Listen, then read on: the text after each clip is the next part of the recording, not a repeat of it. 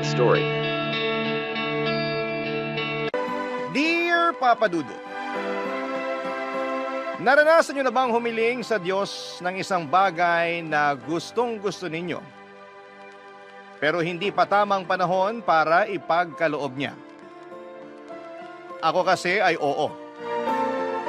Umabot din sa puntong nagmakaawa na ako sa Kanya na ibigay ang bagay na yon at nangako na kapag tinupad niya, ang kahilingan ko ay aalagaan at iingatan ko yon hanggang sa kamatayan ko.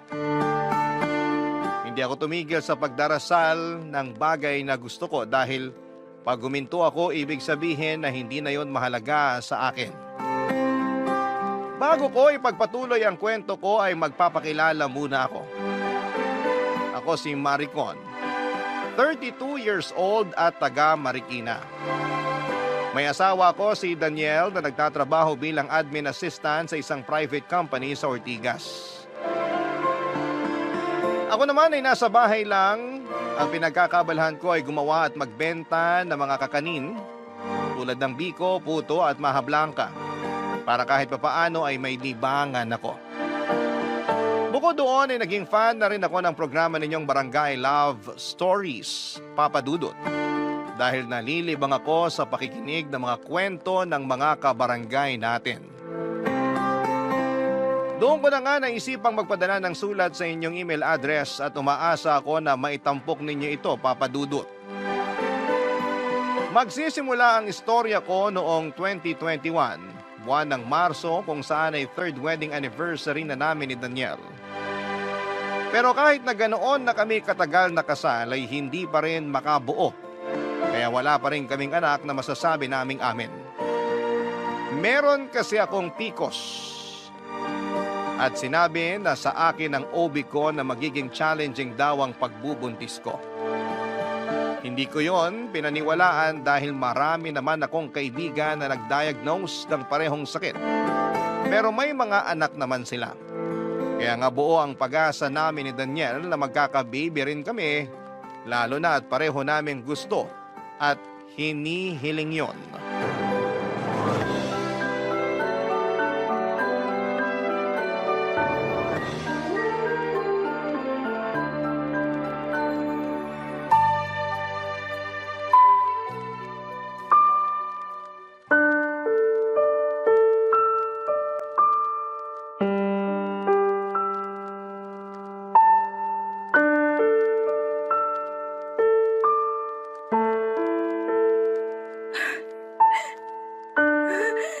Negative na naman!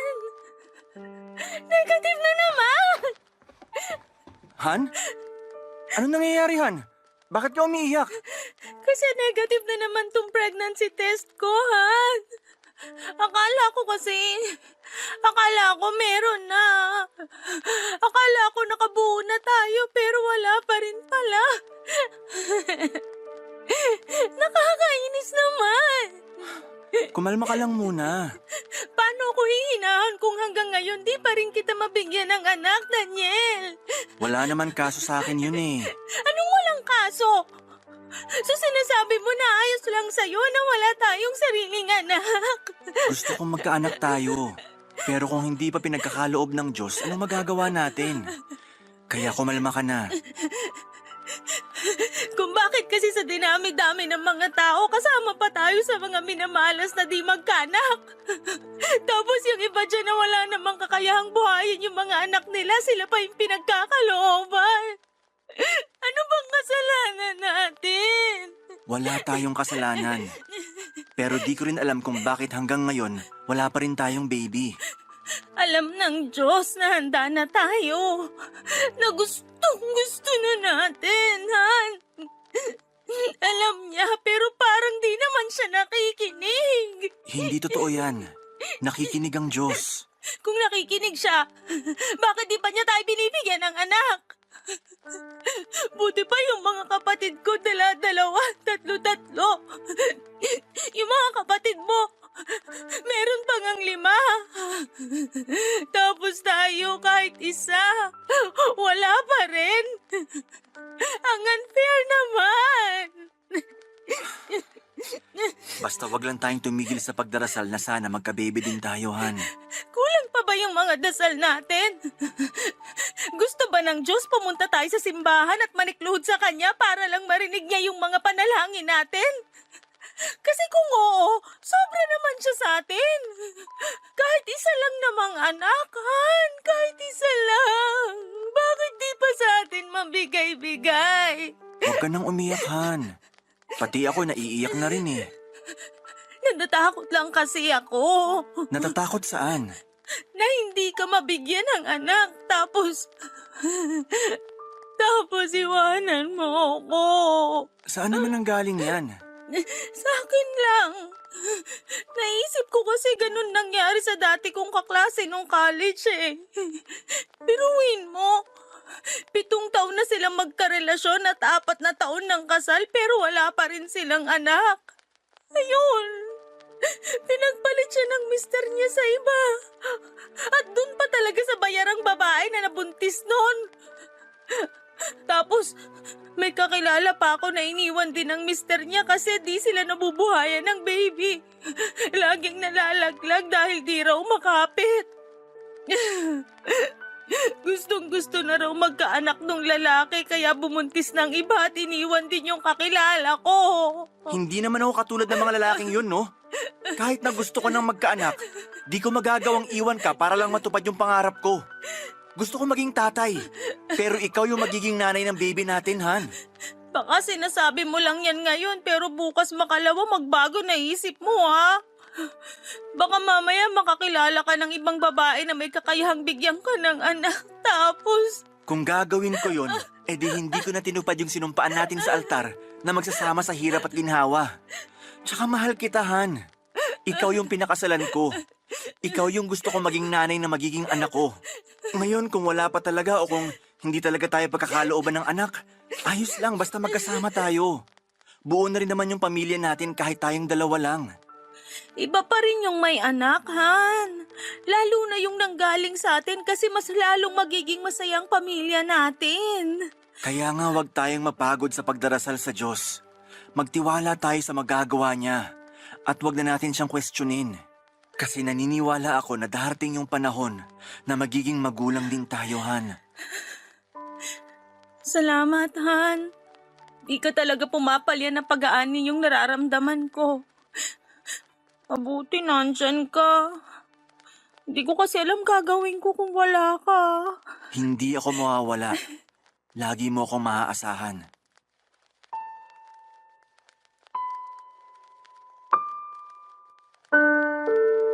Papadudot mabuti na lamang dahil punong-puno ng pag-asa ang mister ko sa tuwing pinanghihinaan ako ng loob. Malaking bagay yon upang makaya kong harapin at tanggapin ang kakulangan ko bilang isang babae. Kaya naman na-appreciate ko talaga si Daniel ng mga panahon na yon. Doon ko rin na-realize na iba-iba pala ang epekto ng PCOS sa mga babae.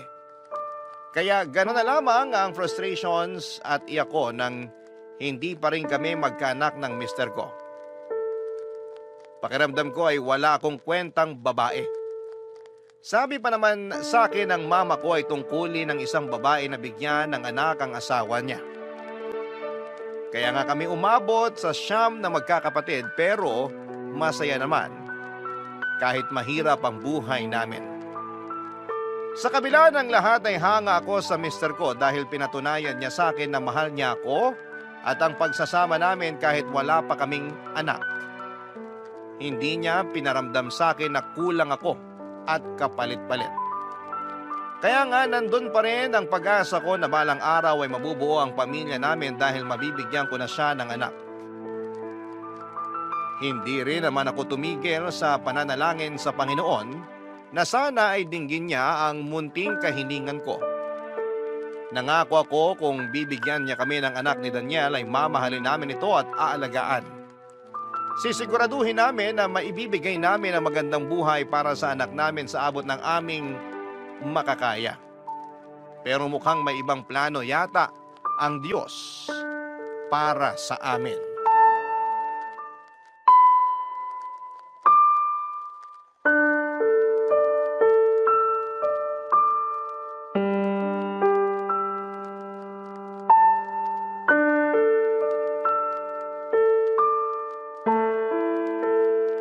Anong sinasabi mong gusto mong mag-ampon? Naisip ko lang naman na pwede nating gawin yon. Sakaling di na talaga tayo magka-baby, Han. Kung ganon sinasabi mo na hinding-hindi na tayo magkakaanak? Yung sariling atin? Di naman sa ganon, pero Pero ano? Sabihin mo! ginawa na natin lahat. Nagdasal na tayo. Sinunod natin yung mga sinabi sa ng doktor mo pero wala pa rin talaga. Ang akin lang, magpakatotoo na tayo. Eh di lumabas din ang totoo mong kulay. Ano bang sinasabi mo? Sabi mo, ayos lang kahit wala pa tayong anak kasi baka hindi pa to yung tamang panahon. Sabi mo, basta wag lang tayong tumigil sa pagdarasal kasi nakikinig naman ng Diyos pero ngayon gusto mo mag-ampon tayo? Wala namang masama sa naisip ko, di ba? Option yun ng ibang mag-asawa na hindi talaga makabuuhan. Pues, ayoko. Ayokong mag-ampon. Ayokong mag-alaga ng batang hindi naman nanggaling sa akin. Akala ko ba gusto mo na magkaanak tayo? Gusto ko nga, pero ayoko nung hindi sa akin galing mismo. Ano bang pinagkaiba nun? Eh ituturing din naman nating anak yung batang aampunin natin. Basta pakiramdam ko na hindi ko pa rin anak yung bata kahit nasabihin mong ituturing natin siyang parang tunay na anak. Kaya ayoko mag-ampon tayo.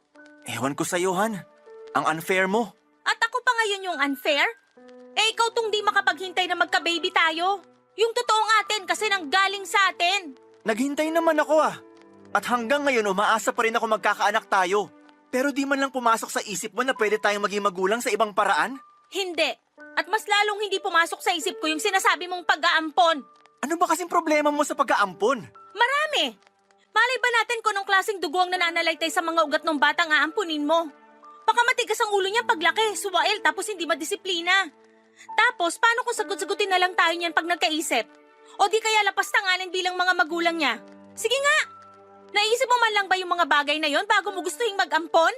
Hindi mangyayari yun kasi nga ituturing natin siyang parang tunay na anak. Mamahalin natin siya bilang mga magulang niya, Han. Hindi ganun kadali yon. Paano ko mamahalin yung batang hindi nga nanggaling sa akin? Ikaw lang naman yata ang may issue. Dinadamay mo lang yung inosenteng bata. Siguro kaya di pa rin tayo binibigyan ng anak kasi di ka pa talaga handang maging magulang. Anong sinabi mo? Ulitin mo nga yung sinabi mo? Narinig mo yung sinabi ko. Bahala ka na nga dyan. At saan ka pupunta? Daniel, kinakausap pa kita! Dun sa labas. Magpapahangin.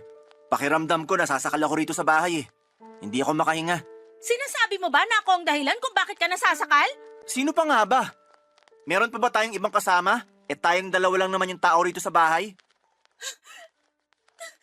Ang sama mo!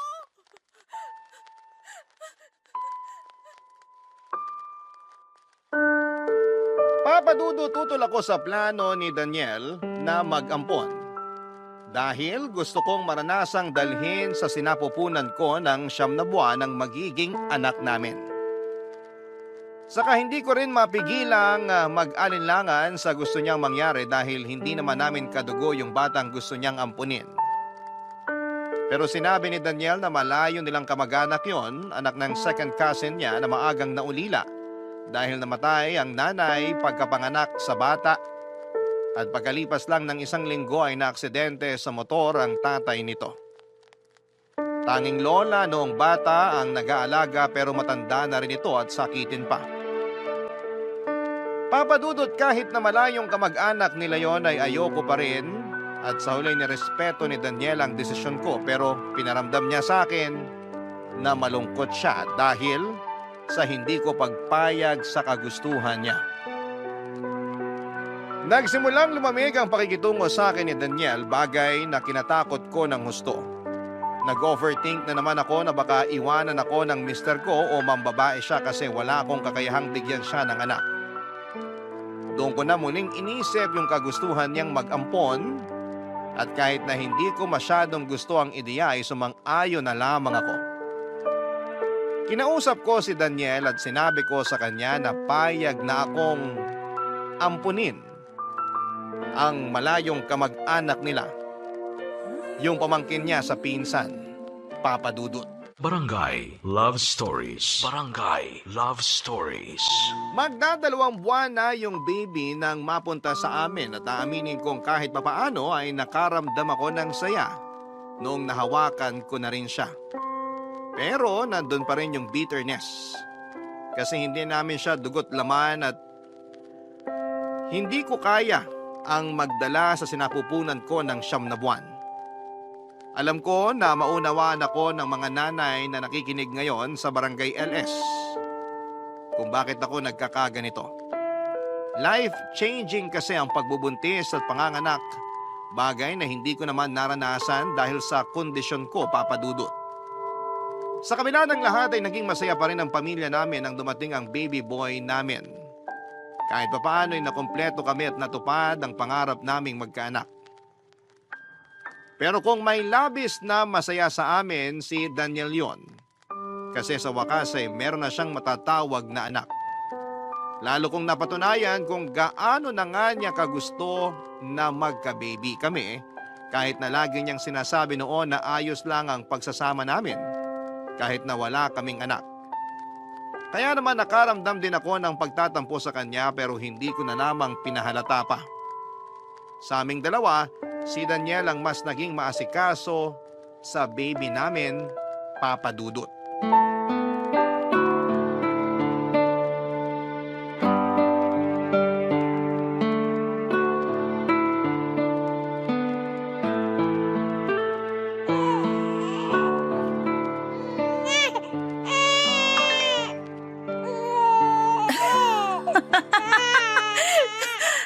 Dami talagang alam nitong BFF ko. Nakakatawa mga sinasabi eh. Han? Han, si baby umiiyak. Teka, reply ako nga muna. Excited na ako sa chika ng bruha. Han, si baby ka ako. Ano bang problema sa batang yan? Ano bang problema? Eh di mo ba naririnig na umiiyak si baby? Eh di ko narinig yung iyak Sana niya na. kasi alam ko tulog lang yan Nandito kanina. na si Papa. Ang sabihin mo, busy ka kasi kaka-cellphone. Ano bang problema mo sa pagsi-cellphone ko? Wala na ba akong karapatang mag-cellphone sa pamamahay na to?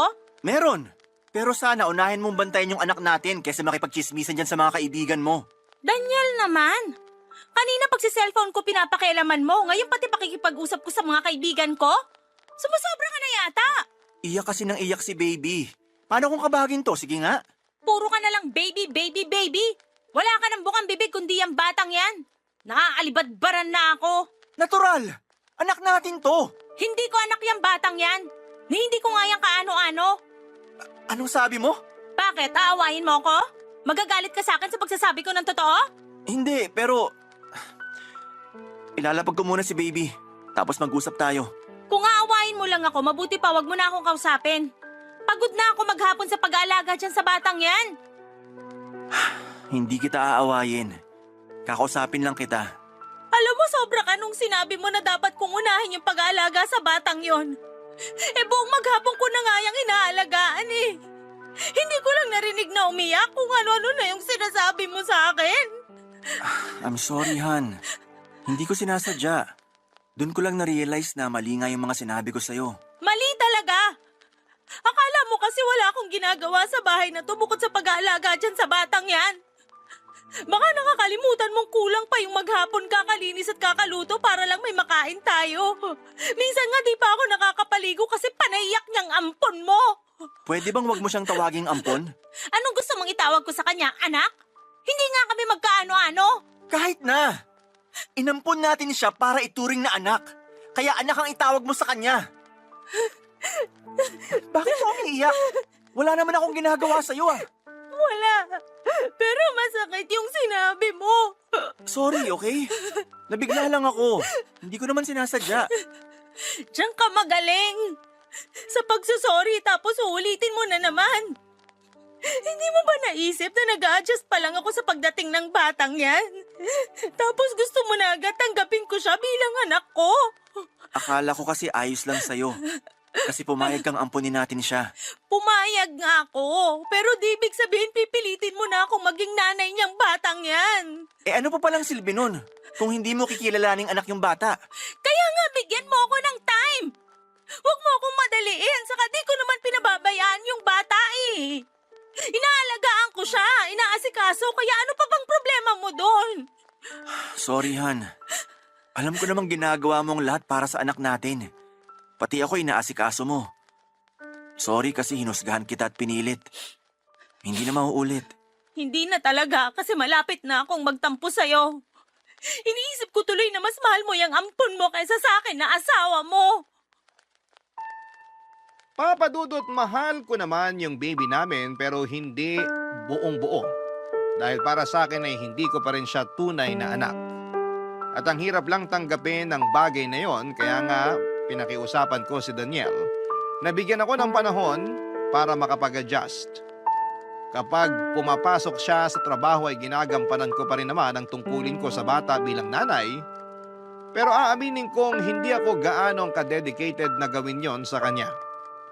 Hindi ko kasi siya masyadong gusto at mas madalas akong makakita ng mga bagay na kinaiinisan ko sa kanya kesa kinatutuwaan. Mas naging madalas nga na irritable ako sa baby namin at maging kay Daniel. Kaya lagi na rin kami nag-aaway ng mister ko. Pero sa huli, sinusuyo niya pa rin ako, Papa Dudut, at pinagpapasensyahan. Hindi niya ako matiis at lagi niya rin akong kinakausap ng masinsinan tungkol sa mga bagay na dahilan kung bakit hindi ako masyadong affectionate sa baby namin. Pero hindi pa rin nagbago ang pakikitungo ko sa bata kahit nag-isang taon na siya sa amin. Isang beses ay iritang-irita na naman ako sa kanya. Pero yun na pala ang simula ng malaking pagbabago sa buhay at pamilya namin ni Daniel, Papa Dudut.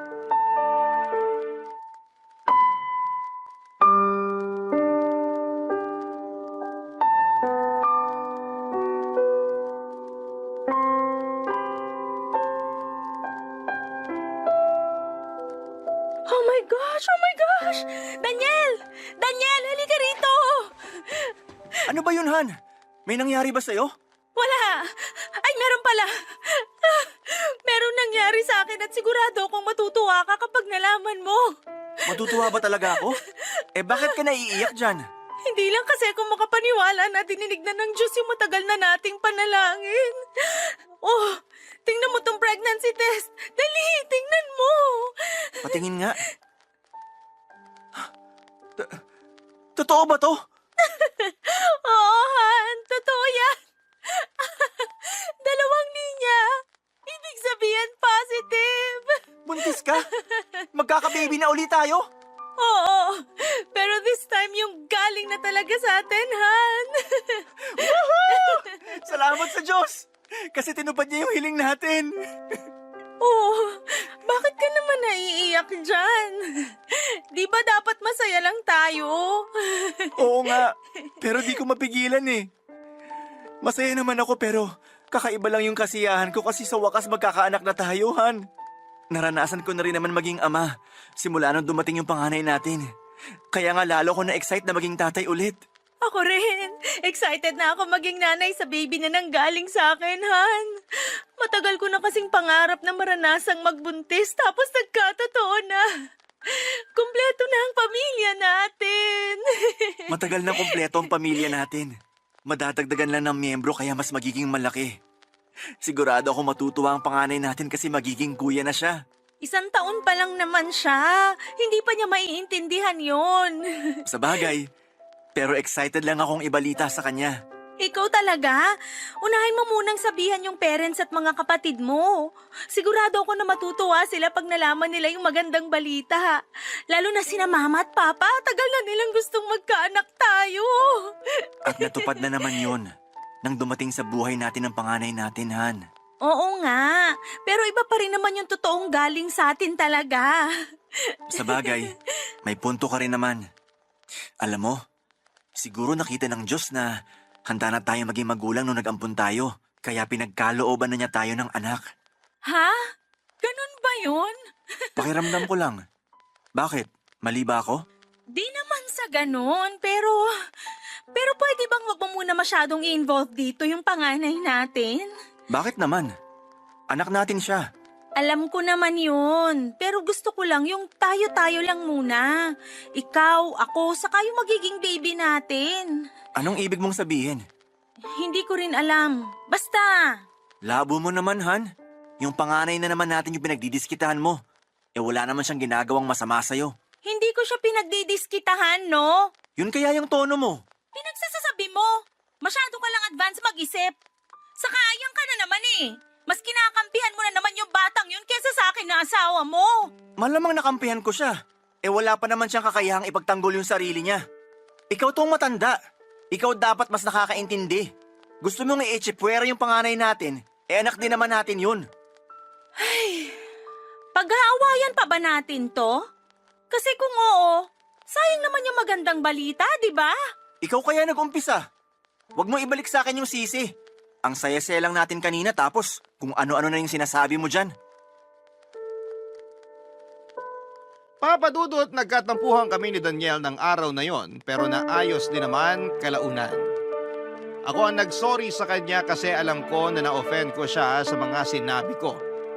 Hindi lang din talaga napigilan ng bibig ko. Ayoko kasi talagang isali ang panganay namin sa kasiyahan naming mag-asawa. Alam ko na medyo selfish yon pero ewan ko ba.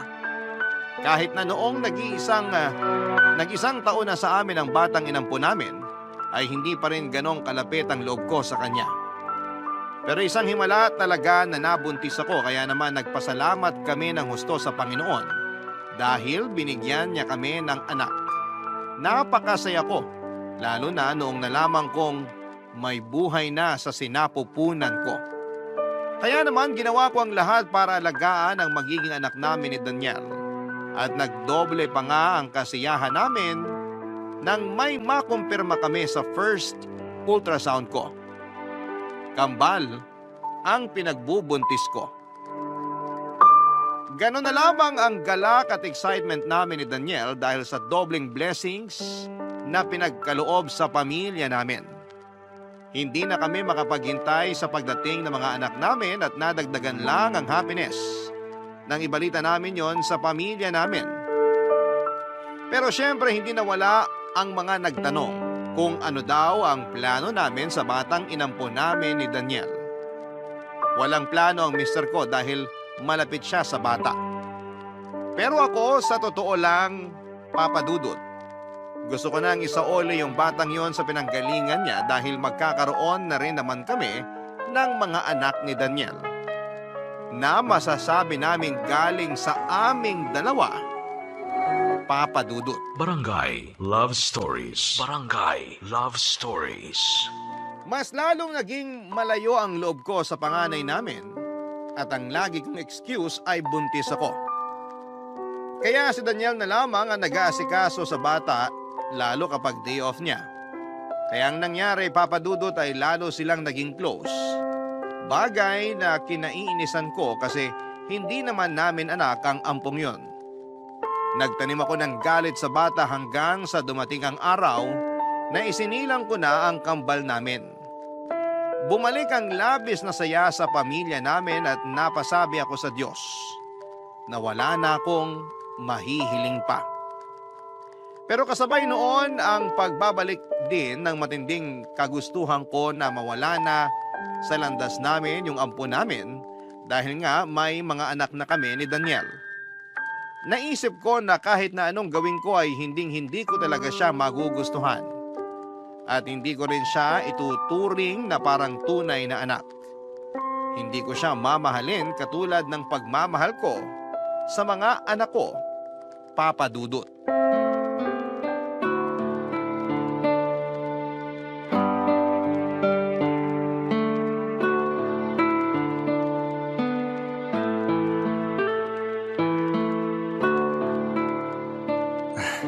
Ayan, dyan nga, Han. Sige pa, diinan mo pa. Dito ba? Oo, sige, salatin mo pa. Ayan, sige pa. Ang sarap. Grabe, parang ang dami-dami mo ng lamig sa katawan. Baka kailangan mo na magpabento sa masadya. Di na to kaya ng hilot ko. Baka nga, pero laking tulong na rin naman ang masahe mo. Nabawasan sakit ng katawan ko. Thanks, Han. The best ka talaga. Naku, ng bola pa. Hindi kaya bola yon. Hindi ka nga rito. Tabihan mo ako sa kama. Hoy, baka ano na naman yung pinaplano mo, ha?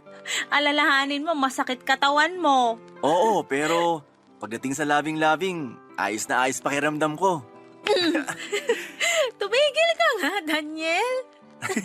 Ito naman, parang binibiro lang eh. Ay, Pero alam mo, ang saya-saya ko Bakit naman? kasi ang laki na ng pamilya natin. Simula nang dumating yung kambal, nadagdagan ng saya sa bahay natin. Pero syempre, nadagdagan din yung ingay, lalo na pagsabay silang umiyak. Oo nga eh. Wala na akong mahihiling pa kasi kumpleto na tayo. Matagal na tayong kompleto simula nang dumating yung panganay natin, Han. Siya ang bumuo sa pamilya natin. Siya ang nagturo sa atin kung paano maging magulang. Napapansin ko, paborito mo talaga yung batang yon, no? Ha? Siyempre, anak natin yon. Hindi natin anak yon. Ano bang pinagsasabi mo? Huwag mong sabihin na magsisimula ka na naman ng away. Wala akong sinisimulang away dito. Sinasabi ko lang yung napapansin ko. Lagi mo na lang bukang bibig yung batang yun eh. Puro na lang siya. Eh paano naman yung mga anak natin? Pansin ko bihira mo na lang kargahin yung kambal. Paano ko kakargahin? Madalas naman tulog lang sila. Kahit na. Paggising sila saglit mo lang pansinin kasi madalas mong kalaro yung ampon mo. Hindi siya ampon. Anak natin siya. Hindi mo ako mapipilit at tratuhing anak yung batang yun kasi pag bali-baliktarin mo man ang mundo, ampon pa rin siya. Alam mo, may gusto sana akong sabihin sa'yo eh. Medyo matagal-tagal ko na rin tong iniisip. Ano yun? May mga anak na tayo, di ba? Yung totoong galing sa atin, kaya bakit di mo na lang ibalik yung ampon mo sa pinanggalingan niya? Ano bang sinasabi mo, Maricon? Hindi naman natin siya kailangan kasi may mga anak na tayo. Ayoko rin sa batang yun. Naiinis lang ako pag nakikita ko pagmumukha niya. Kaya pwede ba, ibalik mo na yun sa pamilya niya? Siraulo ka ba? Siraulo na kung siraulo pero ayoko sabi sa batang yan. Ikaw lang naman may gusto dyan eh. Siguro anak mo sa ibang babae yan, no? Anak ng... Sige, subukan mo ako saktan. Ipapabarangay kita. Ano ba kasing nangyayari sa'yo? Bakit ganyan yung naiisip mo? Iniisip ko lang naman yung pamilya natin. Gusto ko tayo-tayo lang. Ayoko may kaagaw sa atensyon yung mga anak natin. Kaya nga sinasabi ko sa'yo, isoli mo na yung bata. Kung makapagsalita ka, parang nanghiram ka lang ng laruan ah. Alam mo kung di ka pa titigil sa kakasalita, baka mapikon na talaga ako sa'yo. Hindi talaga ako titigil dahil kung pikon ka na sa akin, mas pikon ako dyan sa ampon mo. Peste, panira ng pamilya. Baka nakakalimutan mong pumayag ka na ampunin natin siya. Hindi ko nakakalimutan pero napilitan lang talaga ako nun. At ngayon na may anak na tayo, hindi na natin siya kailangan. Papa Dudut, inaasahan ko nang tututol si Daniel sa naisip ko pero hindi ko akalain na magagalit siya sa akin ng husto. Pero kung galit siya, ay mas galit ako dahil may favoritism siya. At kahit na tinanggi niya yon, hindi pa rin ako naniwala. Buo pa rin ang loob ko na isauli niya ang bata sa lola nito dahil may mga anak na kami. Pero naging matigas si Daniel kaya binantaan ko siya. Nalalayo ako at isasama ko ang kambal. Isang araw ay nagulat na lamang si Daniel na nakapag-impake na kaming mag-ina. Plano ko nung umuwi sa bahay ng parents ko dahil ayokong makasama sa bahay namin yung ampon niya. Pinigilan kami ng mister ko pero hindi ako nagpaawat lalo na nung dumating na ang mga magulang ko para sunduin kami. Maging sila isang ayon sa gusto ko na ibalik na lamang sa pinanggalingan nito ang panganay namin. Pero dahil nagmamatigas si Daniel, ay gusto ko siyang turuan ng leksyon. Pinapili ko siya kung kami ng kambal o ang ampon niya. Hindi siya noon nakapagsalita at yon ang naging hudyat ko para iwanan namin siya, Papa Dudut. Sa huli walang nagawa si Daniel kundi ang panoorin kaming umalis sa bahay ng araw na yon. Kaso noong mga sumunod na araw, pumunta siya sa bahay nina Mama at Papa para makipagbati sa akin at suyuin ako. Pero pinanindigan ko pa rin ang gusto kong mangyari. Kaya wala nang nagawa si Daniel kundi ang sumunod sa akin kaysa naman tuluyang kaming mawala sa kanya. Willing talaga ako makipaghiwalay sa asawa ko kung hindi niya ibabalik yung bata sa pinag-ampunan namin. Noong naibalik na ni Daniel ang bata sa lola nito ay bumalik na rin ako sa bahay kasama siya. Muling naging masaya kami kasi dahil sa wakas ay buo na ang aming pamilya. Pero hindi yun nagtagal dahil 1 linggo pa lamang ang nakakalipas ay dinapuan ng malalang sakit ang mga anak namin. Nagsimula lang yon sa madalas na pag-ubo at pagkakaroon ng sipon, gawa ng papalit-palit na panahon. hanggang sa lumalayon at nauwi sa pulmonya, dahilan para maospital ang mga baby namin. Nanatili rin kami doon ng 3 araw bago unang binawian ng buhay ang isa naming anak. Tapos 9 oras pagkalipas noon, sumunod namang namatay ang kakambal niya.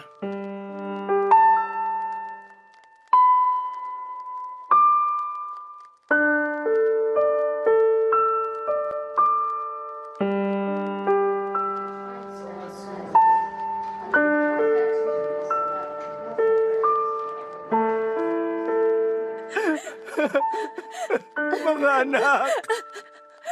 Gumising kayo! Daniel, luminahon ka lang. Paano ko hihinahon? Nawala na sa atin yung isa nating anak. Tapos sumunod naman yung kambal niya. Wala na. Wala na tayong mga anak. Pero kahit magsisigaw ka pa dyan, hindi na sila mababalik sa atin. Anong gusto mong gawin ko? Pumalakak kasi namatayin tayo ng mga anak. Siyempre hindi. Para ka naman tanga eh. Ako pa yung tanga. Ako ba may kasalanan kung bakit maagang binawi sa atin yung mga anak natin? Sinasabi mo bang kasalanan ko? Sino pa nga ba? Ikaw yung lagi nilang kasama. Siraulo ka pala eh. Sige, pampasin mo ako. Sige, lakasan mo pa. Kapal na mukha mong sisihin ako. Sino sisisihin ko? Yung kapitbahay? Yung mga magulang mo? Eh, ikaw yung nanay. Kaya nawala sa atin yung mga anak natin. Kasi pinabayaan mo. Alam ng Diyos na hindi ko pinabayaan yung mga anak natin. Kaya wala kang karapatan na isisi sa akin yung mga nangyari. Ikaw nga itong madalas wala kahit araw ng day off mo. Mas gusto mong pumasok sa trabaho. Hindi mo nga ako matulungan sa pag-aasikaso sa mga bata tapos ako pa sisisihin mo. Hindi ko lang matanggap. Nawala sila sa atin ng ganun kabilis. Marami pa tayong pangarap para sa kanila eh. Pero bakit ganon? Bakit ganon? Hindi ko rin alam. Ewan ko. Alam mo kung anong naiisip ko? Na baka binawi sa atin yung mga anak natin. Kasi nakita ng Diyos na hindi tayo karapat-dapat maging magulang. Ano bang pinagsasasabi mo? Paano hindi tayo karapat-dapat ang tagal-tagal na natin gustong magkaanak? Oo nga! Kaya niya tayo binigyan ng anak nung nag-ampun tayo. Pero anong ginawa mo? Hindi mo minahal yung bata. Kaya nung pinagkalooban niya tayo ng mga anak, binawi rin niya agad sa atin. Kasalanan mo talaga to kasi may favoritism ka. Ikaw rin naman may favoritism ka. Mas mahal mo pa yung ampun mo kaysa sa mga anak natin. Kaya masisisi mo ba ako kung bakit natakot ako na pag lumaki yung mga anak natin sila pang mamalimos ng atensyon at pagmamahal sa tatay nila? Hindi mangyayari yun kasi pare-pareho ko silang mahal. Hindi yun ang nakikita ko, Daniel. Kaya wag na wag mo akong sisisihin sa nangyari. May kasalanan ka rin. Hindi lang puro ako. Visit namang buhay to. Pinagkalooban nga tayo. Binawi rin agad. Wala na yung mga anak ko. Hindi lang ikaw ang nawalan ng anak. Ako rin. Baka nakakalimutan mo nga ako ang nagdala sa kanila sa sinapupunan ko ng 9 na buwan. Ang tagal ko silang hinintay. Tapos mawawala lang sila sa atin sa isang iglap. Kaya nga. Parang hindi ko na kaya. Paano pa tayo magpapatuloy? Kung ang sakit-sakit nung nangyari. Pakiramdam ko na wala na ako ng dahilan para magpatuloy. Nawala na ako ng pag-asa na mabuhay. Sobrang sakit mawalan ng mga anak, Papa Dudut. Parang kaming pinatay ng paulit-ulit ni Daniel dahil binawi agad sa amin ang aming kambal. At kahit na umiyak pa kami ng dugo ay alam naming hinding-hindi na sa amin maibabalik pa ang mga anak namin. Pero sa kabila ng lahat ay kinaya pa rin namin ni Daniel na mairaos ang burol at libing ng mga anak namin. Mabuti na lamang at nasa tabi namin ang aming mga magulang para magsilbing sandigan naming mag-asawa. Hinang-hina na kasi kami at hindi na namin alam ang mga gagawin, Papa Dudut. Napakahirap ng mga unang araw at linggo matapos mailibing ang mga anak namin. Hindi kasi kami nagkikibuan ni Daniel at para bang hangin lang kami sa isa't isa pag nasa bahay. Magkatabi nga kami sa kama kapag natutulog pero magkatalikuran naman kami dahil ayaw naming makita ang bawat isa. Pakiramdam ko ay sobrang naging malayo ang loob namin ng asawa ko at kamuntik na nga kaming maghiwalay. Umabot sa punto na umuwi ako sa bahay ng parents ko para doon muna magstay habang hindi pa kami parehong naghihilom ni Daniel. Malaking bagay yung espasyo namin sa isa't isa para mapag-isipan ang mga nangyayari sa buhay namin. Hindi nga nagtagal ay nagkapatawaran kaming mag-asawa at muling nagsama sa iisang bubong papadudot. Sa kasalukuyan ay pinipilit naming umusad ni Daniel. At kahit na mahirap gawin yon matapos ang mga nangyari ay pinili pa rin naming magpatuloy. Marami kaming pinagsisisihan. Lalong-lalo na ako. Na-realize ko na baka tama siya nang sabihin niya sa akin kaya binawi sa amin ang mga anak namin ay dahil nakita ng Diyos na hindi pa ako handang maging isang ina. Kasi kung handa na ako ay hindi ko ipagdadamot ang pagmamahal ko sa isang bata at ituring ito na sariling anak kahit na hindi ito nanggaling sa akin. Nalulungkot lang ako kasi huli na bago ko yon napagtanto. Pero umaasa ako na sana'y bigyan pa rin kami ng Diyos ng pagkakataon na maging mga magulang kami ni Daniel. Hanggang dito na lamang po ang sulat ko, Papa Dudut, nawa ay kinapulutan po ito ng aral ng mga kabarangay natin. Maraming salamat po kung mapili po ninyo ang istorya na maitampok sa programa ninyo. God bless po sa Barangay Love Stories. Number 1 po ang Barangay LS 97.1 sa puso namin. Ang inyong forever kapuso at kabarangay, Maricon. Dear Papa Dudut, ako nga pala si Bea, 20 years old, isang aminadong conservative. Mula sa pag-iisip, sa galaw at sa pananalita, isama mo na rin ang pananamit ko. Lagi akong tinatawag na manang ng mga kakilala ko. Nung una ay naiinis ako dahil hindi naman kasalanang maging isang conservative. Pero nang tumagal ay nakasanayan ko na. Ibit-balikat na lamang ako lagi sa tuwing may nangpupuna sa pinili kong identity. Hindi naman ako naapektuhan. Masaya at tanggap ko na kung sino at ano ako. Kung gaano ako ka-conservative. Gano'n naman ka-liberated ang nanay ko. 20 years old siya noong isinilang ako at hindi ko nakilala ang tatay ko. Hindi rin naman nagkwento ang nanay ko. Hindi ko hinanap ang tatay ko at hindi naman ako pinilit ng nanay ko na gawin yon. Sa pagdadalaga ko ay mas naging malinaw sa akin ang relasyon namin ng nanay ko. Malabo at malayo. Hindi kasi kami naging close noong nagdalaga na ako. Malaking dahilan noon ang pagkakaiba naming dalawa, Papa Dudut. Hindi ko naman sinasadya, lagi na iparamdam sa kanya na hindi ako komportable sa tabi niya. Hindi rin naman niya pinipilit ang sarili niyang makipaglapit sa akin. Isang bagay na nagustuhan ko sa nanay ko. Bukod doon ay wala ng iba pa. Malimit kaming mag-usap maliban na lamang kung may kinalaman sa pag-aaral ko o sa pagkain sa bahay. Hindi ko siya nakikwentuhan dahil iniiwasan ko siya, Papa Dudut. Minsan ay napuyat ako sa kakahintay sa kanya dahil may assignment ako sa school at kailangan ko siyang ma-interview. Ayoko sanang gawin pero kailangan. Dumating na lang siyang lasing at pasuray-suray habang ako ay nakaismid na nakatingin sa kanya, Papa Dudut.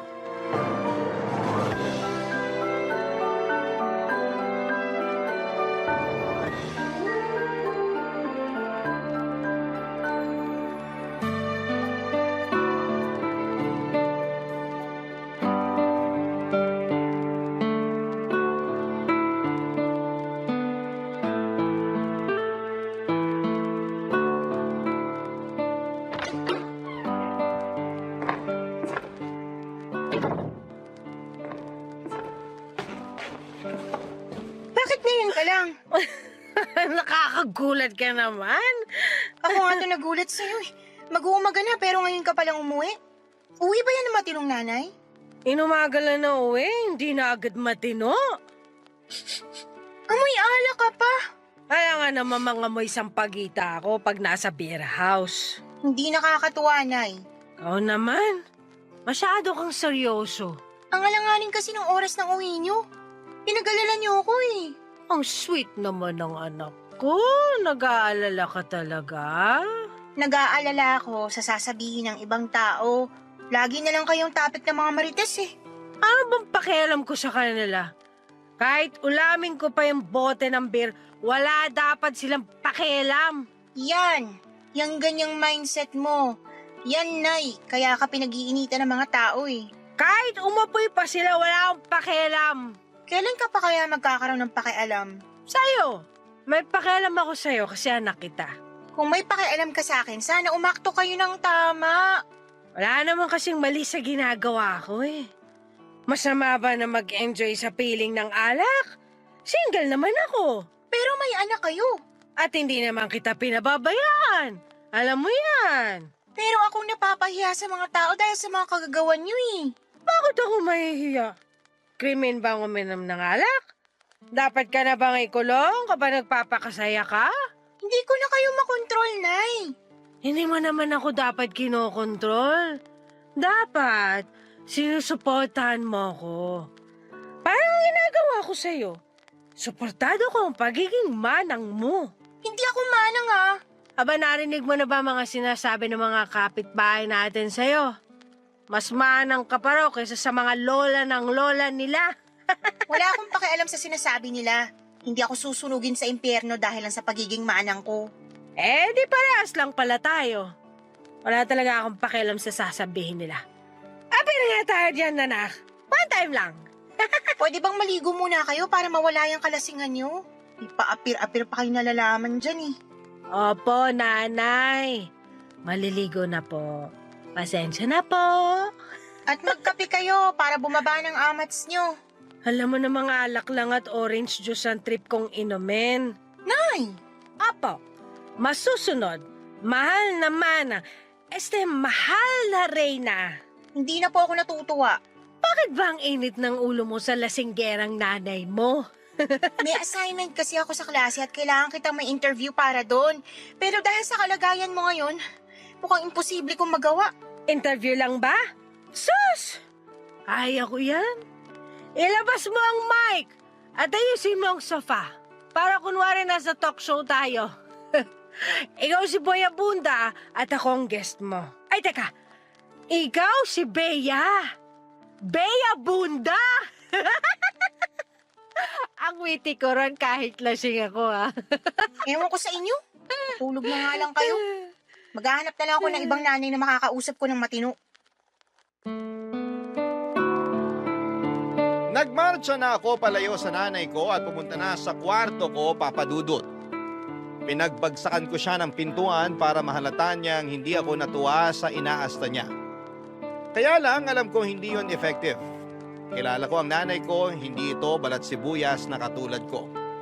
Kahit anong sabihin mo sa kanya, ipapasok lang sa isang tenga at mabilis lang ding lalabas sa kabila. Siguro'y na-immune na siya sa mga sinasabi ng ibang tao sa kanya mula sa umpisa. May mga alam naman ako sa nangyari sa nanay ko noon bago niya ako isinilang. Nakwento lang ito ng mga kamag-anak namin, Papa Dudut. May dahilan sa pagiging liberated ni nanay. Sa side ng family niya, natanggap na yon. Pero ako na lang siguro ang hindi pa. Kahit magkasama kami sa isang bahay, hindi ko magawang masanay sa ugali niya. Nagmana si nanay sa pagiging liberated sa tatay niya, ang aking lolo. Palibasa, nagtrabaho sa Amerika ang lolo ko noong kabataan niya at naimpluwensyahan niya si nanay. Kabaliktaran naman si lola. Kay lola ko marahil nakuha ang pagiging conservative ko o yung pang-aasar sa akin na isa raw akong manang. Nung nabubuhay pa ang lola ko, siya madalas ang nag-aalaga sa akin. Dahil si nanay ay ini-enjoy ang pagiging malaya niya at liberated. Inalagaan din naman ako ni nanay pero mas naging close ako kay lola. Dahil kaparehas ko siya, sa kanya ko nakuha ang values na pinangahawakan ko pa rin hanggang sa ngayon. Kaya naman sa tuwing nakikita ako ni nanay ay lagi niyang naaalala ang lola ko. Sa tuwing nakikita ko naman si nanay, naaalala ko sa kanya si lolo. Ewan kong balanse itong matatawag. Pero para sa akin ay hindi. Dahil ang pagkakaiba namin ang siyang dahilan kung bakit hindi kami magkasundong dalawa, Papa Dudut.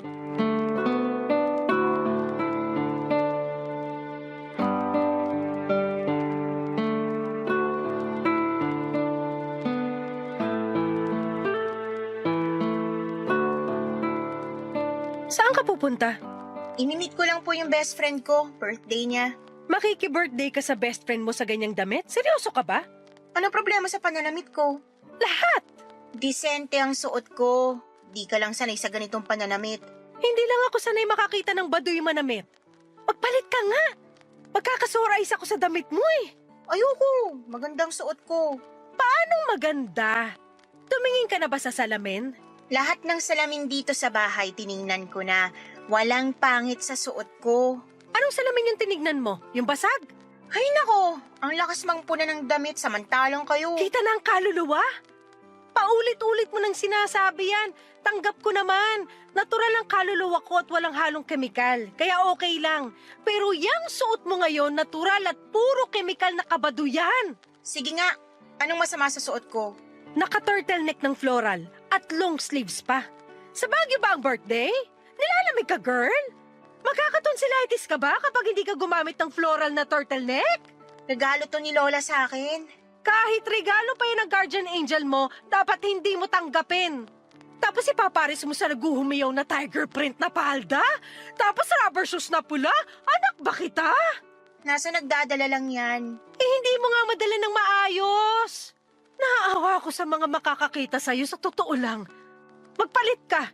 Huwag mo akong bigyan ng kahihiyan. Hindi ako magpapalit. Maganda nga tong suot ko para walang makasilip.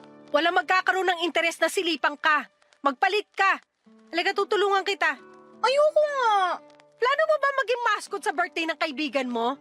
Kasi kung oo, edi congratulations! Ang lakas mo manlait, Nay. Samantalang ikaw ang iksi ng mga suot mo. Parang lagi mong pinapasilip ang rayuma at varicose veins mo. Uy, wala akong varicose veins. Rayuma, Nagsisimula pa lang. Huwag mong pakialaman ang ugat at tuhod ko, ha? Ang dapat mong pakialaman ay kung paano ka tamang mag-mix and match ng suot. naka-mix and match na to. Nakamix lang pero hindi match. Utang na loob, magpalit ka! Ano na lang sasabihin ng ibang tao sa akin? Pinalaki kitang walang fashion sense? Hindi ko yung kakayanin. Iiyak ako! Ewan ko sa inyo. Babalik ako bago dumilim. Bea, please! Try mo namang umuwi ng lagpas alas 7 ng gabi. Kahit umuwi ka pagkatapos ng 24 oras, matutuwa na ako. Ibigay mo na to sa akin. Magpagabi ka sa daan. Gusto kong ma-enjoy mo ang kabataan mo. Ini-enjoy ko ang kabataan ko sa paraang gusto ko. Paano mo malalaman na yan ang gusto mo eh hindi mo pa nga natatry yung sinasabi ko? Sa nakikita ko po sa inyo, wag na lang. Ayoko nang matry. Bea! Aalis na po ako. Nandito na ako bago gumabi.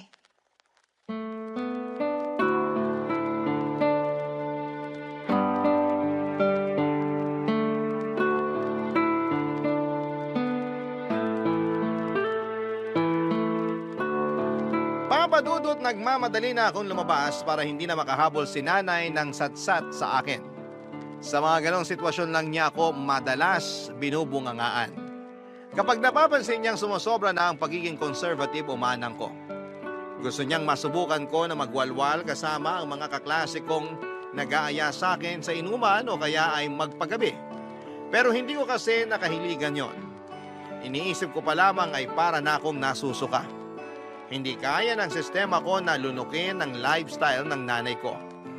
Marami pa siyang gustong ipasubok sa akin, Papa Dudut.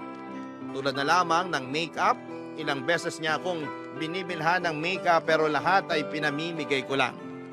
Bukod kasi sa hindi naman ako marunong gumamit noon ay hindi ko rin nakikita ang kailangan ko pang gumamit noon. Tanggap naman ang itsura ko, Papa Dudut. Hindi para sa akin ang makeup. Ang isang bagay nga na hindi ko magawang tanggapin mula sa nanay ko ay yung pagpupumilit niya sa akin na magparitoke. Nakahanap kasi siya ng buy one take one promo nung selebrasyon ng Mother's Day sa isang beauty clinic. Ilang araw niya akong pinipilit na maghanap ng ipaparitoke sa mukha ko. Ilang beses siyang nagmakaawa para may kasama siya. Nagsuggest siya na magpalaki raw ako ng dibdib o kaya ay magpakapal ng labi dahil yon ang uso. Nagulat ako sa mga gusto niyang mangyari at sinabi kong kasalanan sa Diyos. Ang gawin yon, Papa Dudut. Tinawanan lamang niya ako at sinabing marunong lagi magpatawad ang Diyos, Papa Dudut. Barangay Love Stories. Barangay Love Stories. Sa pagdaan pa ng mga araw ay mas lalong nalayo ang loob ko kay nanay. Lalo kapag nagkakaroon ako noon ng flashbacks tungkol sa pagpapalaki niya sa akin. Kung paano niya kausapin ang mga kaklase at mga kaibigan ko. Hindi na ako natutuwa sa kanya pero dahil nanay ko siya ay kinakailangan kong tiisin kung sino siya. Nangako na lamang ako na kapag nakapagtapos na ako ay magmamadali akong umalis sa poder niya. Wala na akong balak magpakita sa kanya o makisalamuha kahit tuwing Pasko o kaarawan niya. Tanging pagpapadala na lamang ng pera ang koneksyon ko sa kanya. Siyempre, hindi ko pa rin naman siya pababayaan dahil utang na loob ko sa kanya ang lahat. Pero pinangako ko na hanggang pera lang ang makukuha niya sa akin at hindi ang pangunawa ko. Mahirap lang talagang unawain ang mga prinsipyo ni nanay. Mahirap siyang unawain in general. Dapat nasanay na ako, hindi ba? Dahil 2 dekada ko na siyang kasama. Pero hindi ko maintindihan ang sarili ko kung bakit hindi ko pa rin makuha ang punto niya sa buhay na pinili niya. Hindi na siya bata pero kung umasa siya, akala mo'y teenager lamang at ang nakakainis pa ay parang wala siyang pakialam sa mga sinasabi ko. Parang hindi niya maintindihan na hindi ako okay sa nakikita ko sa kanya. Hindi niya alam na nakakaapekto na sa mental health ko ang mga desisyon niya sa buhay. Lalo na ang mga sinasabi ng ibang tao sa aming dalawa. Pati ako ay nadamay na sa mga chismis ng mga kakilala namin. Kung siya'y walang pakialam, ako naman tong laging nasasaktan.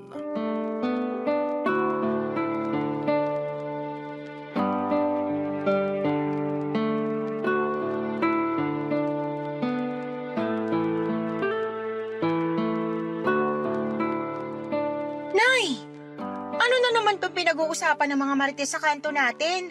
Aba malay ko, hindi naman kami close. Ikaw na naman ang tampulan ng chismis. Kung di pa ako napadaan doon sa tindahan ni Aling Miding, hindi ko pa malalaman na ikaw na naman ang topic. Ano na naman ba ang napansin nilang mali ko? Sige nga, isplok mo sa akin ang mga sinasabi ng mga perpektong marites na yan. Totoo bang namimigay ka ng kondom sa mga binata sa kanto natin?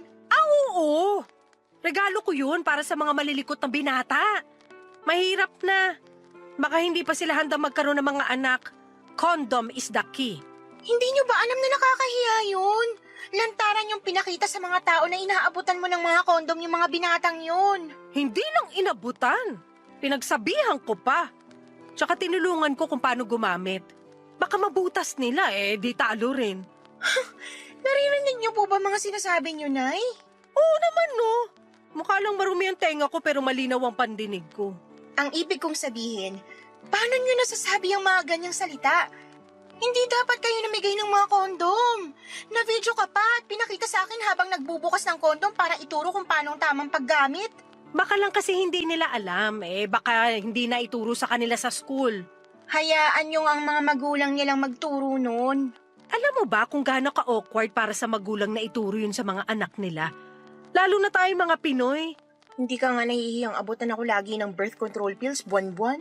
At dapat nga magpasalamat ka sa akin kasi protektado ka na.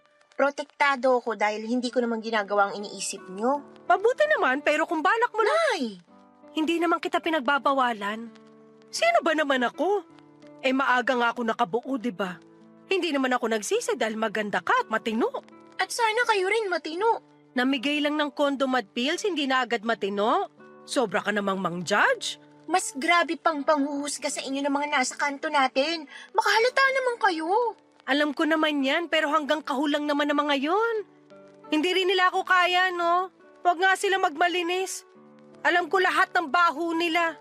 Pasalamat sila, hindi ako interesadong pagpiestahan ng buhay ng ibang tao. Hindi gaya nila. Wala sana silang pagpipiestahan kung hindi ka pabigay ng mga ichichismis nila sa'yo. Kasalanan ko ba kung interesting ang buhay ko para sa kanila? Ako ata ang artista/vlogger dito sa barangay natin. Bawat galaw ko binabantayan. Pinag-uusapan. Paano hindi babantayan ang bawat galaw nyo? Sobra naman kasi ang ginagawa ninyo. Mukha lang sobrang ginagawa ko sa mga taong kulang ang pangunawa sa mga katulad ko. Ang hirap nyo rin kasing unawain. Lagi na ako napapahamak dahil sa mga ginagawa nyo. Pati ako nadadamay. Minsan ayoko na lang lumabas ng bahay dahil lagi na lang silang may sinusumbong sa akin tungkol sa inyo. Kahit magsumbong sila, ako pa rin ang kampihan mo. Kung alam nyo lang kung gaano kayo kahirap kampihan, Nay. Ang hirap! Kunwari hindi ako nasaktan sa sinabi mo. Tatanggapin ko yan kasi hindi mo pa rin ako maintindihan. Pero tandaan mo, magbubunga ng maganda tong pagiging pakawala ko. Kailan naging magandang pagiging pakawala?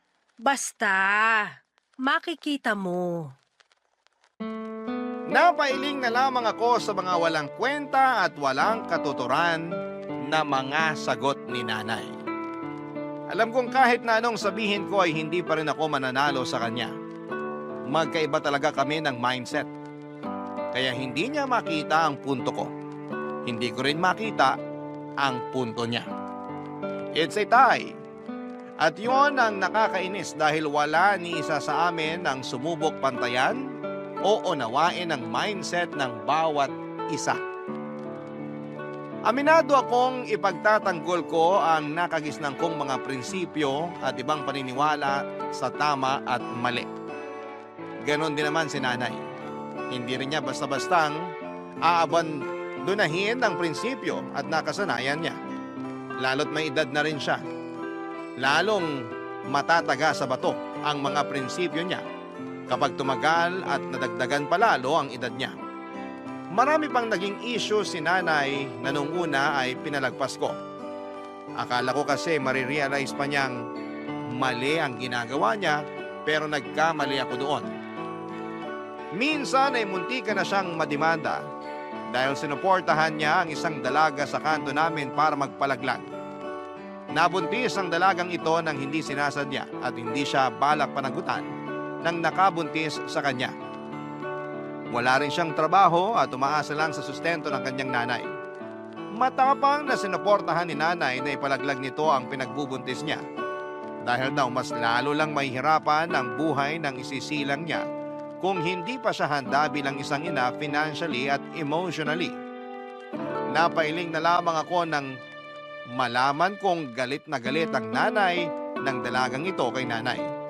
Umabot pa sila sa barangay at nagkainitan ng ulo hanggang sa tinakot siya ng nanay ng dalaga na idedemanda kapag hindi pa siya nagsorry. Hindi nagsorry si nanay. Tinaasan niya ang pride niya at walang nagawa ang nanay ng dalaga. Mabuti na lamang at kapos sa pera ang nanay ng dalaga kaya wala itong ginawang pagdedemanda, Papa Dudut.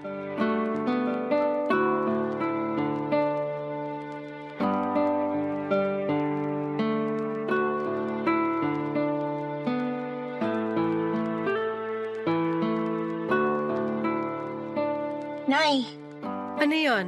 dadalawang boyfriend ko si Lucio rito. Anong oras ka aalis? Hindi na ako aalis. Di ba sinabi niyo na may lakad kayo ngayon? Sinabi mo kasi nadadalaw ang boyfriend mo eh. Gusto kong makilala syempre. Sa Facebook ko lang siya nakikita kapag nagpo-post ka.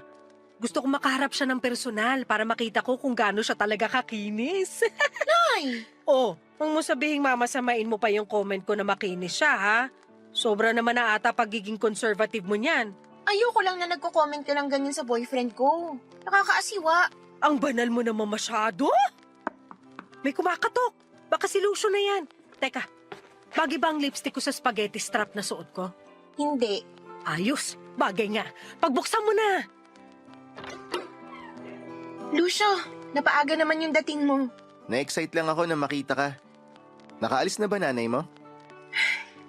Sa kasamaang palad, hindi pa raw siya aalis. Pasok ka na. Salamat.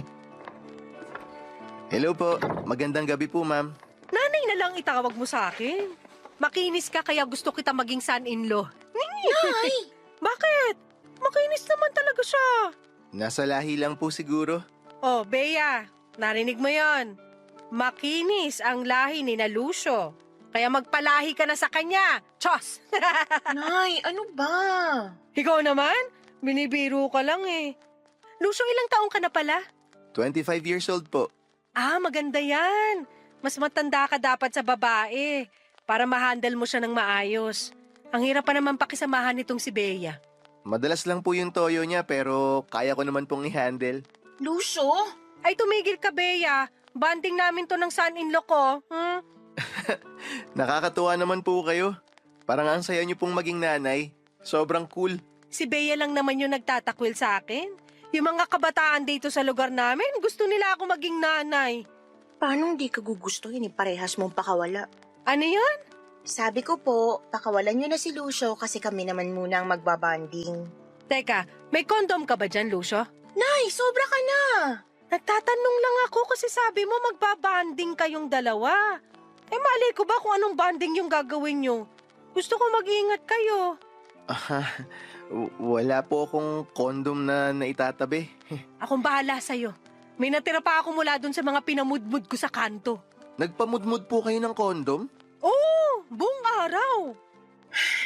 Hindi niya kailangan ng kondom. So ginagamit mo na yung pills na binili ko sa'yo? Nagpipills ka, Bea? Hindi! Bakit naman hindi? Sayang naman yun. Baka mag-expire. Yung iba pa naman nakuha ko lang dahil naka-promo. Dahil malapit na mag-expire. Gamitin mo na. Unahin mo yung mga mag-e-expire ngayong taon. Dali na. Lagi niyo na lang ako binibigyan ng kahihiyan. Ano bang nakakahiya sa pills at kondom? Malawak lang talaga isip ng nanay mo. Nakakatuwa nga eh. Hindi lahat ng mga nanay ganyan mag-isip. Thank you, Lucio, ha? Nakahanap na rin ako sa wakas ng kakampi. At dahil dyan, ako na ang bahala sa 1-year supply mo ng condom! Chos! Nainis ako nang magkampihan sina Nanay at Lucio Papadudut. Pinagkaisahan nila ako. Marami pang binida si Nanay sa pagiging liberated niya. Nakahanap kasi siya ng kakampi kaya ang lakas ng loob niyang bumida sa mga bagay na hindi naman tama. Hindi na nga ako sumasali noon sa usapan nila Papadudut. Tuwang-tuwa si Lucio habang nakikinig kay Nanay. Habang ako naman ay nagpipigil na mainis. Ayoko lang ipakita na bad trip na ako noon kay Lucio. Kaso hindi rin makahalata si Lucio na hindi na ako komportable sa usapan nila ni Nanay. Nainis akong lalo dahil alam naman niyang conservative ako pero harap-harapan niyang pinakikita na mas pabor siya sa pagiging liberated ng isang tao. Nagtatampo man pero sinikap kong hindi yon ipakita sa kanilang dalawa, Papadudut. Lalo't nakita kong nagkakasundo na silang dalawa. Siguro'y nagustuhan kong makita na magkasundo ang nanay at boyfriend ko. Kahit na hindi ko gusto ang paraan nila ng pag-uusap.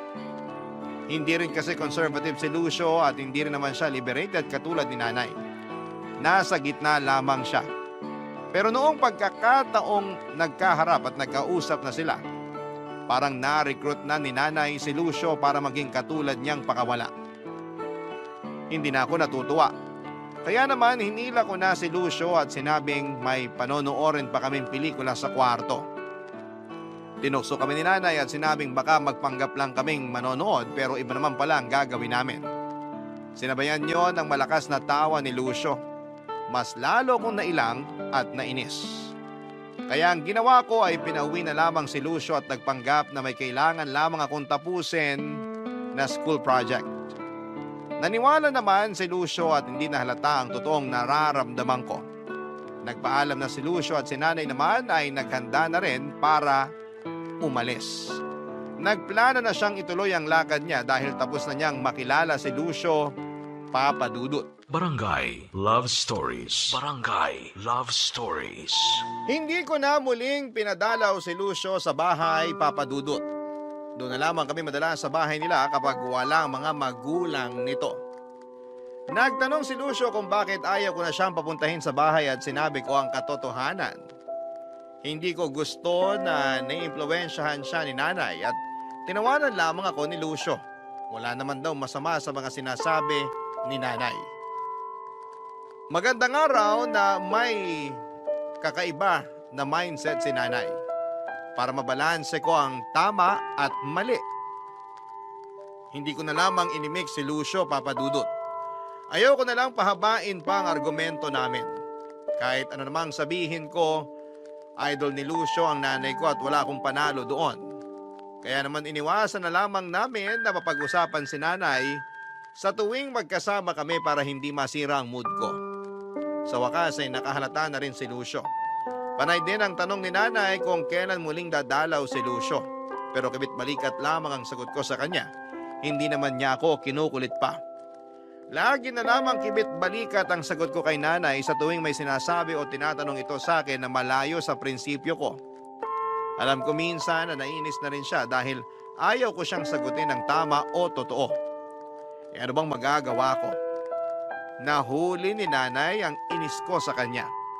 Mabuti nga't nakaramdam na siya na hindi ako komportableng makipag-usap sa kanya. Hindi na rin niya ako pinipilit na sumagot sa tuwing kinakausap ko siya. Nakita na niyang nag-set ako ng boundaries pagdating sa relasyon naming mag-ina. Mas naging payapa tuloy ang buhay ko at hindi na ako napipilitang makipag-usap at makipagbangayan kay nanay. Lalo na sa tuwing may issue ito na may kinalaman sa pagiging liberated niya. Kaya lang meron na namang nangyari at hindi ko matiis na hindi siya komprontahin, Papa Dudut. Hindi na naman ako nakapagpigil ng inis ko, Papa Dudut.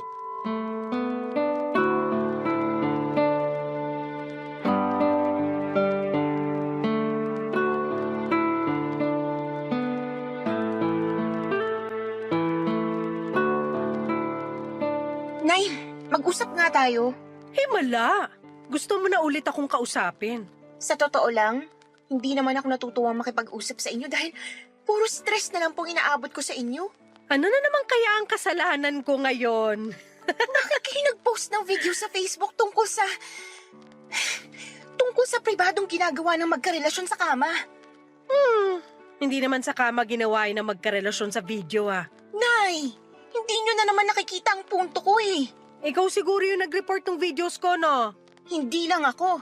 Paniguradong may iba ring tao na naasiwa sa pinost nyo. Hindi naman sa Facebook tamang i-post ang mga ganyan eh. Eh saan? Dapat hindi kayo nagpo-post ng ganun kahit saan. Pribadong bagay yan. Naku, sa Amerika nga, mas lantaran pa ang mga pinopost nila kaysa sa akin. Gatuldok lang yung pinost ko kumpara sa pinopost ng mga kano. Huwag niyo pong ikumpara ang Amerika sa Pinas dahil kahit 2024 na, hindi pa rin lahat ay bukas ang isipan sa ganun. Kaya nga ako nagpo-post para mabuksan ang isipan ng mga feeling santo ng mga tao sa Pinas. Walang masama sa Tingnan mo na, kahit ako nahawa na sa'yo. Hindi ko na rin mabanggit ng diretsahan ng tamang term. Pag-aano na lang nasabi ko para lang makilibel sa pagiging conservative mo. At mali ako sa pagiging conservative ko? Wala namang masama. Yan ang pinili mong daan eh. Kaya hayaan mo lang din kasi ako sa pinili kong daan. Kanya-kanyang trip lang yan. Kanya-kanyang trip talaga? Alam niyo bang hindi trip ng mga magulang ni Lucio ang mga pinost niyong videos? Paano nila ako nakita eh, hindi ko naman sila friends sa Facebook. Kasi tinag mo si Lucio sa mga video na yon. Malamang makikita nila. Ay, di sorry. Wala naman ako masamang intensyon dun. Mali ang intensyon niyo. Pati sa akin nag-iba ng tingin ng magulang ni Lucio. Grabe naman silang manghusga. Bagay sila na tumira rito sa barangay natin. Marami silang makakaparehas. Baka naman pwedeng kahit minsan seryosohin niyo itong mga sinasabi ko sa inyo. Sineryoso ko naman. Ayoko lang palakihin at ayoko lang mas lalong stressin ka. Paano ayaw niyo ma-stress ako yung mga sagot niyo nakakaputok ng ugat sa sentido? Sige na, buburahin ko na yung videos para hindi na pumutok ang ugat mo. Sana kasi hindi niyo na lang pinost eh. Ano magagawa ko na-post ko na? Sorry na lang para sa mga hindi malawak ang pag-unawa. Kahit sinong malawak ang pag-unawang iharap sa inyo, mahihila niyo para kumitid ang utak. Sigurado ako. Hindi kita pinalaki para manghusga, ha? Nakakasakit ka. At ako ba hindi nasasaktan sa mga epekto ng ginagawa niyo? Apektado apektado lahat sa akin dahil sa mga hindi nyo pinag-iisipang desisyon. Pinag-isipan ko lahat ng ginawa ko. Nagkataon lang na maling mga tao ang nakakita kaya hindi nila na-appreciate ang intensyon ko. Intensyon yung mang-inis at nakita nila yon. Kaya yun ang naging reaksyon nila eh. Sana masaya na kayo na nakapangbuwisit kayo ng araw ng mga tao. Sila lang ang nambubwisit ng araw nila. Kung kaya lang nilang buksan ang isipan nila, maiintindihan nilang walang masama sa mga ginagawa ko. Ilan na kami nagsasabi na hindi tama ang mga ginagawa nyo. Wala na kayong tama, Nay. Wala. Ang ipanganak at buhayin ka. Hindi ba tama yon? Hindi ako nakaimik sa sinabi ni Nanay Papa Dudut. Hindi ko na rin binalak na sagutin yon. Alam kong nasaktan ko siya sa walang preno kong bibig, pero ganon talaga kapag napuno ka na. Tinalikuran niya ako at hindi na hinintay pang sumagot ako. Alam naman niyang wala rin akong panlaban sa huli kong sinabi sa kanya. Nagkulong siya sa kanyang kwarto at malakas na nagpatugtog ng rock music. Pero sa kabila ng ingay ng musikang pinapakinggan niya, dinig ko pa rin ang pag-iyak niya. Nasaktan ko si Nanay at aminado akong nasaktan ako nang makita siyang ganon. Yun ang unang beses na nagpakita siya ng ganon sa akin, Papa Dudut. Hindi ko yon napaghandaan. Nasanay kasi akong lagi siyang matapang at balahura kong sumagot. Mahal ko si Nanay pero maraming beses na sinagad nito ang pasensya ko. Nag-impake ako at tinawagan si Lucio. Nakiusap ako na pansamantala ay titira muna ako sa kanila. Alanganin noong umpisa si Lucio pero noong umiyak na ako ay pumayag na siya. Pansamantala lang naman ang pagtira ko kina Lucio. Nagpapalamig lamang ako sa mga nangyari sa pagitan namin ni Nanay. Babalik din naman ako sa bahay namin at hindi ko pa kasi kayang harapin noon dahil alam kong magkakailangan pa kami. Nag-iwan ako ng sulat kay Nanay na pansamantala ay magpapasama muna ako kay Lucio. Hindi naman niya sinagot ang sulat na yon at hindi rin niya ako minessage kahit sa Facebook or text. Nagsimula na akong tumira pansamantala kay Lucio. Inasikaso naman niya ako pero hindi pa rin nawala sa isipan ko si Nanay. Bihira kong umuwi ang mga magulang ni Lucio. Kapag andun ang mga magulang niya ay madalas lamang akong nagkukulong sa kwarto ni Lucio dahil nahihiya ako. Baka kasi hindi pa rin nila mapatawad ang ginawang pagpo-post ni Nanay ng malalaswang videos sa Facebook. Siguro inabot ako ng 2 buwan sa bahay ni Lucio bago ako nagpasyang umuwi ng bahay, Papa Dudut.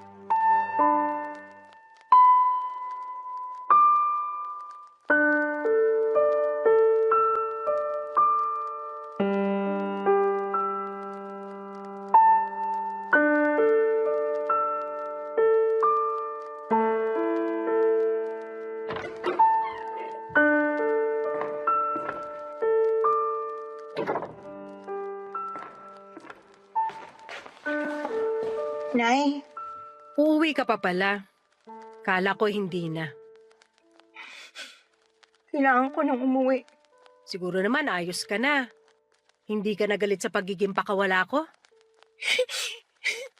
Uy, may nasabi na naman ba ako? May mali ba? Ano yun? Huwag kang umiyak. Alam mo namang mahina ang nanay mo sa mga luha mo eh. Buntis po ako, Nay. Talaga? May mga naisip ka na bang kunin na ninang? Huwag kang kukuha rito sa barangay natin, ha? Nako, walang mapapalang apo ko tuwing Pasko sa kanila. Nay, narinig niyo po bang sinabi ko? Oo, buntis ka. Congratulations! May intindihan mo na ako sa wakas. May kaibigan akong Obigayni. Doon ka na magpa-check ka para may discount tayo. Nay, buntis ako! Buntis! Ay hala, paulit-ulit? Irerekomenda ko ba sa'yo na magpa-check up sa Obigayni kung kabag lang yang nangyayari sa'yo? Hindi niyo kasi siniseryoso eh. Ano bang hindi siniseryoso? Ang dami ko na nga plano sa apo ko. Sa private school siya mag-aaral. Babawi ako sa kanya kasi hindi kita napag-aral sa private school. Siya lang apo ko. Hindi pa ako ready. 20 years old pa lang ako. 20 years old din naman ako nung nabuntis sa'yo. Hindi rin ako ready nun. Pero nung nakita na kita, walang araw na hindi ko piniling hindi maging ready. Paano ako magiging ready? Ayaw akong panagutan ni Lucio. Aba, demonyong bata pala yun ah. Makinis lang pero napakasama. Ibigay mo sa akin ang address niya para maratrat ko. Ayaw din kasi ng magulang niya sa akin eh. Eh di ayaw din natin sa kanila. Hindi natin sila bate. Tayong tatlo ng apo ko ang magkakakampi. Hayaan natin sila. Sabi ni Lucio, baka raw hindi sa kanya tong dinadala ko. Hindi ba? Sa kanya po. Ano ba namang tanong yan? Nagtanong lang ako. Huwag ka magalit. Paano hindi ako magagalit? Lalaking walang ama tong pinagbubuntis ko. Matutulad ako sa inyo. Wala namang masama na tumulad ka sa nangyari sa akin. Maayos naman kitang pinalaki. Matalino ka. Alam mo ang ginagawa mo sa buhay. Madalas nga, mas nanay ka pa kaysa sa akin eh. Kaya mo yan, anak. Maniwala ka sa sarili mo. Hindi ko to kaya ng walang amang anak ko. Nakaya ko naman. Masaya naman ako. Makakayanan mo rin yan.